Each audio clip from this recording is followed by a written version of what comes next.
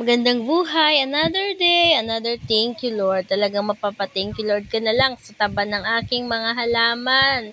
Ngayong araw mga mare, samahan niyo akong mag-harvest ng aking mustasa at pechay para tayo may pang-ulam na pang sahog sa ating sinabawang bangus or sinigang sa miso. Kaya ang ginawa ko nga ako'y pumanhik na dyan sa itaas at ako ay makuha na.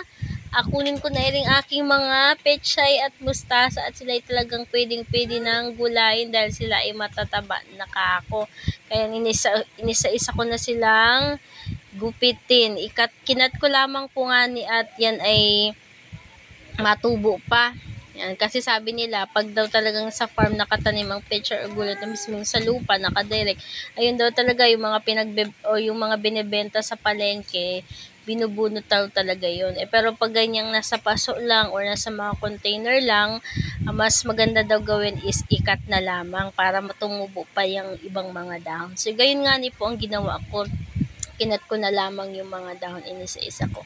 Ayan, sabi ko ay hindi na ako mapunta ng palengke para bumili at ang aking pinaghirapang pagtatanim ay nagbunga na. Talagang napakasarap pala talaga sa pakiramdam na yung iyong tinanim ay may makukuha ka na, may maaani ka na.